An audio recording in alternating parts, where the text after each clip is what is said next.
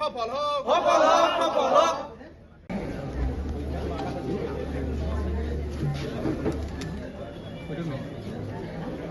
পিছলে আহিব নেকি?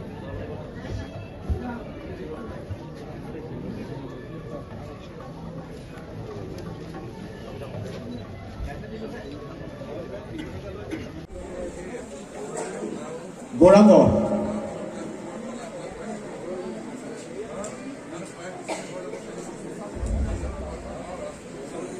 আমি ইমানতে সামৰণি মাৰিছোঁ। পৰৱৰ্তী সময়ত যদি কোনোবা অতিথি আহে নিশ্চয়কৈ আমি তেওঁলোকক সম্বৰ্ধনা জনাম। আমি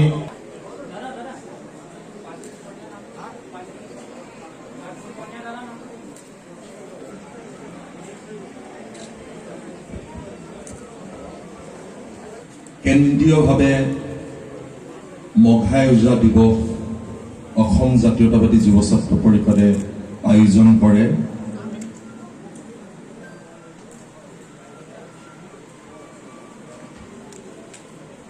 মাৰ্চত প্ৰত্যেক বছৰে অসম জাতীয়তাবাদী যুৱ ছাত্ৰ পৰিষদে এই দিৱস 16 মাৰ্চত নহয় 15 মাৰ্চত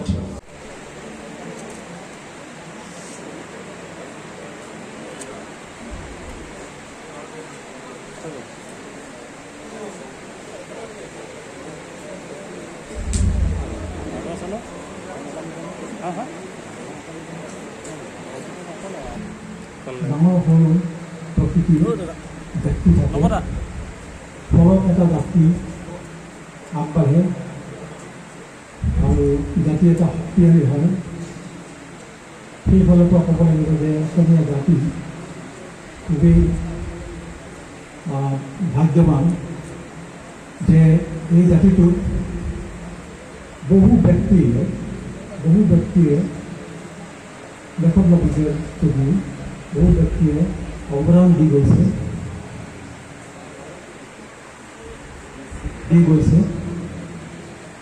এতিয়া সকলোৰে নাম ল'বলৈ নাযাওঁ।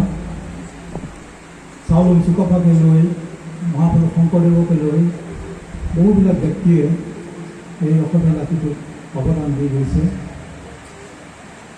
ফলত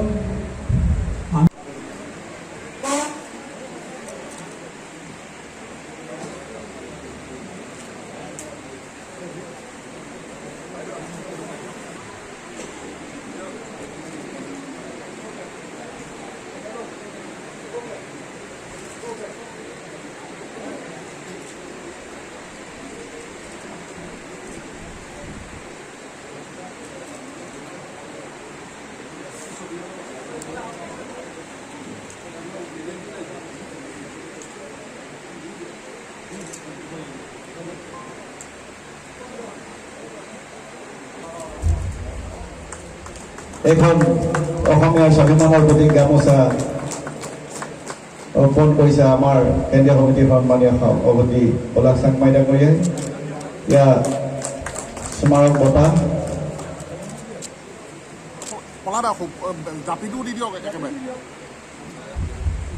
চেলেং অকণমান তললে দিয়ক সঁফুৱাখনো ধৰি দিয়ক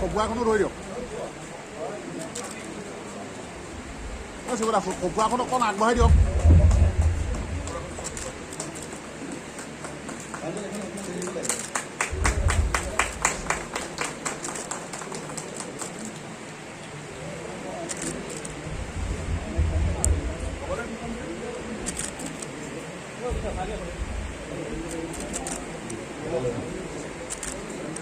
জাতীয়তাবাদী যুৱ ছাত্ৰ পৰিষদ কেন্দ্ৰীয় সমিতিৰ পৰ্যটন যোৰহাট জিলা সমিতিৰ উদ্যোগত ৫৫ বাৰ্ষিক কেন্দ্ৰীয় মঘাই ওজা দিৱস গণশিল্পী মঘাই ওজা শৈক্ষিক ন্যাস বঁটাপ্ৰাপক শ্ৰীমতী চুমী বৰা মৰিজাজি চেঁচা সত্ৰ যোৰহাট অভিনন্দন।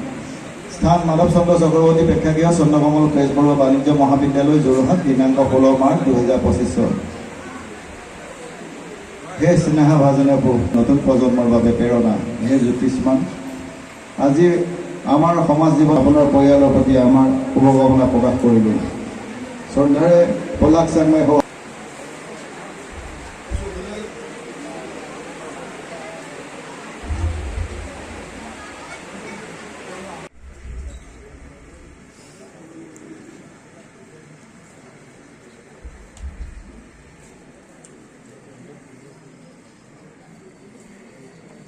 আমি এবাৰ মঞ্চত আসন গ্ৰহণ কৰিবলৈ অনুৰোধ জনাইছোঁ অসম জাতীয়তাবাদী যুৱ ছাত্ৰ পৰিষদৰ আমাৰ সন্মানীয় উপদেষ্টা আমাৰ আদৰ শ্ৰদ্ধাৰ ৰঞ্জিত চাংমাই ডাঙৰীয়া আমি সতীৰ্থসকলক তেখেতক আগবঢ়াই লৈ আহিবৰ কাৰণে আহ্বান জনালোঁ আৰু লগে লগে তেখেতক সম্বৰ্ধনা জনাবৰ কাৰণে অনুৰোধ জনাইছোঁ।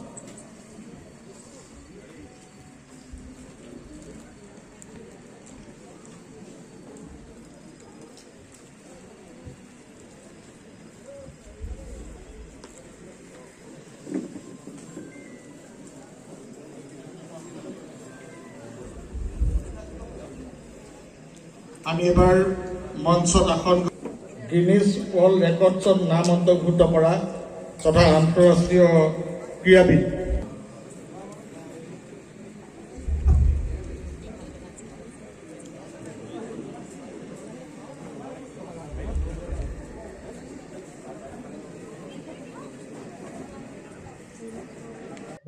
অসম জাতীয়তাবাদী যুৱ ছাত্ৰ পৰিষদে প্ৰতি বছৰে গণশিল্পী মঘাই ওজা দিৱস আমি আয়োজন কৰোঁ।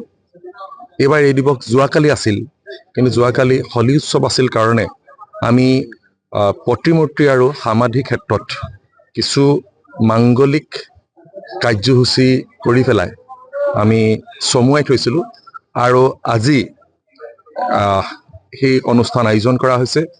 আমি প্ৰতি বছৰে আপোনালোকে জানে এগৰাকী ঢুলীয়া শিল্পীক এই দিৱসৰ লগত সংগতি ৰাখি আমি বঁটা প্ৰদান কৰোঁ। এই বছৰ আমাক আমাৰ জুৰি বোৰ্ড বা আমাৰ যিসকল পৰামৰ্শদাতা তেওঁলোকে ক'লে কেৱল মাত্ৰ ঢুলীয়া শিল্পীকে নহয় অন্যান্য ক্ষেত্ৰৰ মানুহকো দিব লাগে, যিহেতু গণশিল্পী মঘাই ওজা কেৱল মাত্ৰ এগৰাকী ঢুলীয়া শিল্পী নাছিল, তেওঁ প্ৰকৃতপক্ষে ঢোলটো কাণত লৈ সমাজখন সংস্কাৰ কৰিবলৈ চেষ্টা কৰিছিল। গতিকে বঁটাটো খোলা কৰি দিব লাগে। ঠিকে আছে, আমি তেওঁলোকৰ যিটো পৰামৰ্শ সেই পৰামৰ্শ গ্ৰহণ কৰি এইবাৰ ৰাষ্ট্ৰীয় বঁটা প্ৰাপক চলচ্চিত্ৰ নিৰ্মাতা জাহ্নু বৰুৱা ডাঙৰীয়াক আমি মঘাই ওজা বঁটা প্ৰদান কৰিছোঁ। সেইটো বঁটা সম্পৰ্কীয় কথা। কিন্তু মঘাই ওজা যি দিৱস বা এই শিল্পীগৰাকী, এই মাটিৰ শিল্পীগৰাকী, আচলতে আমি প্ৰত্যেক বছৰে এই কথাটো কওঁ, বাৰে বাৰে কৈ থাকিবলৈও কথাটো বেয়া লাগে, আমাৰে লাজ লাগে যে চৰকাৰে তেওঁলোকে কৰিবলগীয়া কামখিনি কিন্তু কোনো বছৰে নকৰে। আনে নালাগে যোৱাকালিও যোৰহাট জিলা প্ৰশাসনে এগছি বন্তি বা এপাহি ফুল দিবলৈ পুষ্পাঞ্জলি জনাবৰ কাৰণেও তেওঁলোকৰ সময় উলিয়াব নোৱাৰিলে। এইটো অত্যন্ত দুৰ্ভাগ্যজনক কথা। আৰু চৰকাৰো মই দেখিছোঁ যে য'ত এটা ৰাজনৈতিক লাভ আছে, পলিটিকেল য'ত এটা ব্ৰেণ্ডিং আছে, সেই যিবিলাক মহান শিল্পীবিলাকক বহুত ধুমধামেৰে দিৱসবিলাক আয়োজন কৰিছে। হয়তো মঘাই ওজাৰ ক্ষেত্ৰত তেনে নাই, মঘাই ওজা ৰাজনৈতিক লাভালাভ নাই মঘাই ওজাৰ ক্ষেত্ৰত, সেইকাৰণে চৰকাৰে এটা উদাসীন মনোভাৱ গ্ৰহণ কৰে।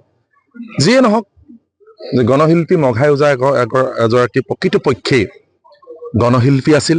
তেওঁ কান্ধত ঢোলটো লৈ সমাজখন সংস্কাৰ কৰিবলৈ চেষ্টা কৰিছিল আৰু ৰাজনৈতিকভাৱেও তেওঁ এগৰাকী সচেতন ব্যক্তি আছিল। তেওঁ যিবিলাক মালিতা, সেই মালিতাই তাই প্ৰমাণ কৰে।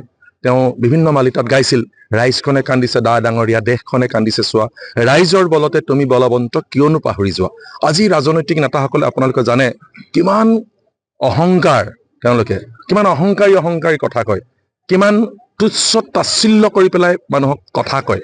অলপতে আপোনালোকে দেখিলে যে ভাওনা, শংকৰদেৱ, তেওঁলোককো এৰি দিয়া নাই, তেওঁলোককো তুচ্ছ তাচ্ছিল্য কৰি পেলাই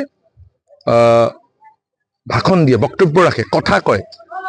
গতিকে সেই ৰাজনৈতিক নেতাবিলাকৰ প্ৰতি মঘাই ওজাৰ যিটো মই মালিতা, ৰাইজখনে কান্দিছে দা ডাঙৰীয়া, দেশখনে কান্দিছে চোৱা, ৰাইজৰ বলতে তুমি বলৱন্ত কিয়নো পাহৰি যোৱা। ৰাইজে ভোট দি আছে কাৰণেহে তেওঁলোকে ইমান ক্ষমতাশালী হৈ আছে। ৰাইজে যদি এবাৰ ভোট নিদিয়ে তেওঁলোকে দুপুচকে সৰি পৰিব। সেই যিখিনি ৰাজনৈতিক সচেতনতা, সেই ৰাজনৈতিক সচেতনতা মঘাই ওজাৰ আছিল। মঘাই ওজা কেৱল মাত্ৰ এজন ঢুলীয়া শিল্পী নাছিল। যেতিয়া ভাষা আন্দোলনৰ সময়ত অসমীয়া আৰু বঙালী মানুহৰ মাজত সংঘাত সৃষ্টি হৈছিল, তেতিয়াও সেই সংঘাত নিৰ্মূল কৰিবৰ কাৰণে বিভিন্ন ঠাইত গৈ ঢোল বজাই সংঘাত নিৰ্মূল কৰিবলৈ চেষ্টা কৰিছিল। আৰু আপোনালোকে জানে যে এতিয়া ৰাজনৈতিক যিবিলাক নেতা সমগ্ৰ অসমত আপোনালোকে দেখিছে, তেওঁলোকে প্ৰচুৰ পৰিমাণে তেওঁলোকে সা সম্পত্তি আছে, অ'ত মাটি ত'ত মাটি, ইটো কোম্পানী সিটো কোম্পানী। সেই যিবিলাক ৰাজনৈতিক নেতা, সেই ৰাজনৈতিক নেতাবিলাকক তেতিয়াই মঘাই ওজাই লিখিছিল, কি বুলি লিখিছিল, মাজুলীৰ দেশতে খোৱাৰ অভাৱত পেলাই পৰিয়াল কাটি শ্বিলং ৰোডতে দেখিবা ৰাইজসকল মিনিষ্টাৰসকলৰ মাটি মানে আগতে ৰাজধানী শ্বিলঙত আছিল এতিয়া হয়তো শ্বিলং ৰোডটো GS ৰোড হ'ব বা এনেধৰণৰ যিবিলাক মূল্যৱান অঞ্চল সেই মূল্যৱান অঞ্চলবিলাক হ'ব গতিকে লৈ পেলাই সেই সময়তে তেওঁ তেনেধৰণে কৈছিল তেওঁ ৰাজনৈতিকভাৱেও কিমান সচেতন আছিল বা মানে সততে সমাজত দেখি থকা যিবিলাক দুৰ্নীতি সেইবিলাকো তেওঁ এনেধৰণে মালিতাৰ জৰিয়তে ঢোলৰ জৰিয়তে নিৰ্মূল কৰিবলৈ চেষ্টা কৰিছিল গতিকে মাটিৰ মানুহ মাটিৰ শিল্পীবিলাকৰ যে সন্মান তেওঁলোকৰ মৰম চেনেহ কোনোদিনে কমি নাযায় শ্ৰদ্ধা কোনোদিনে তেওঁলোকৰ কমি নাযায় সেই কথাটো গণশিল্পী মখাই ওজাৰ ক্ষেত্ৰত অলপতে আপোনালোকে দেখিলে আমি দেখিলোঁ গণশিল্পী ৰাজীৱ শদিয়াৰ ক্ষেত্ৰত গতিকে মই সকলো শিল্পীকে সকলো আহ্বান জনাওঁ যে মাটিৰ লগত মিলি সমাজখন যিবিলাক দুৰ্নীতি হৈছে বিভিন্ন প্ৰকাৰে সেই দুৰ্নীতিবিলাকৰ বিৰুদ্ধেও মাত মাতিবৰ কাৰণে মই আহ্বান জনাওঁ ভাল লাগিছে এটা মগাইজাৰ এজন প্ৰতীক অসমীয়া জাতি আৰু তাত সন্মান দেখুওৱা হৈছে বিশেষকৈ অসম যুৱ ছাত্ৰ পৰিষদৰ যিটো এইটো ভূমিকা এইটো খুব প্ৰশংসনীয় আৰু মই আশা ৰাখিছোঁ যে আগলৈ তেনেধৰণে বঁটা প্ৰদান কৰিব আৰু কৰিবলগীয়া বহুত কাম আছে এই ক্ষেত্ৰত আৰু আশা ৰাখিছোঁ যে তেনেধৰণে এনেকুৱা কৰ্তব্য কৰি যাব যুৱ ছাত্ৰ পৰিষদে প্ৰতি বছৰে বঁটাটো প্ৰদানৰ সময়ত এটা তেওঁলোকৰ ক্ষোভ থাকে ক্ষোভটো বেলেগ একো নাই যে চৰকাৰেও বহুতখিনি কৰিব ইচ্ছা কৰিলে পাৰিলেহেঁতেন নকৰে এই বিষয়টোত আপুনি কিবা আলোকপাত কৰিব নেকি নহয় এইটো ক্ষেত্ৰত যে চৰকাৰে যে কিবা দায়িত্ব আছে ডেফিনেটলি চৰকাৰৰ দায়িত্ব থাকে কিন্তু কথাটো হৈছে কি এটা অনুষ্ঠান যিটো তেওঁলোকে বিক্ৰী কৰিছে চৰকাৰৰ যে সহায় ল'ব লাগিব এইটো কথা নহয় সহায় নোলোৱাকৈ কৰিব পাৰি কৰাটো উচিত তেনেধৰণে প্ৰত্যেকটো কথাতে চৰকাৰৰ নিজৰ দায়িত্ব কিছুমান বেলেগ দায়িত্ব থাকে গতিকে তেওঁলোকে সেইফালৰ পৰা কৰি থাকে কিন্তু আমি যদি সমাজৰ ফালৰ পৰা যদি কৰিব খোজোঁ তেতিয়া আমি নিগাজিকৈ কৰাটো উচিত গণশিল্পী কালি মহাৰাজাৰ মৃত্যু আৰু জন্মবাৰ্ষিকী আছে কিন্তু তাৰ সমাজৰ ক্ষেত্ৰত প্ৰশাসনৰ ফালৰ পৰা একোচো বন্তি প্ৰজ্বলন কৰা নহ'ল আৰু দেশত গণশিল্পীসকলক চৰকাৰে অৱহেলা কৰিছে নেকি অৱহেলা বুলি মই নকওঁ কিন্তু বহুত ক্ষেত্ৰত হয় কি মানে পাহৰি যোৱা যায় যেতিয়া পঢ়ি থকা নাযায়তো গতিকে সেই ক্ষেত্ৰত মানে নেতাসকলৰ যিবিলাক দায়িত্ব আছিলে নহয় তাত দায়িত্ব থাকে বিশেষকৈ ৰাজনৈতিক নেতাসকল তেওঁলোকে সজাগ হৈ থকাটো উচিত আৰু সদায় মনত ৰখাটো উচিত এইবিলাক এই দিৱসবিলাক খুব প্ৰয়োজন জাতিটোৰ কাৰণে চৰকাৰখনৰ কাৰণেও প্ৰয়োজন কিন্তু হৈ নুঠে কেতিয়াবা কাৰণ এই বহুত ক্ষেত্ৰত অভ্যাসত নাথাকিলে এইবিলাক পাহৰি যোৱা যায় নতুন বছৰত আপোনাৰ পৰা অসমবাসীয়ে কিবা কি আশা কৰিব এখন ছবি এখন কৰিবলৈ লৈছোঁ কৰিম এতিয়ালৈকে একো ক'ব পৰা হোৱা নাই যেতিয়া নিজে মানুহে গম পাব আৰু সাধাৰণতে মই ঢোলপুতি নুশুনাও আৰু কেতিয়াবা যদি কৰিবলৈ যাওঁ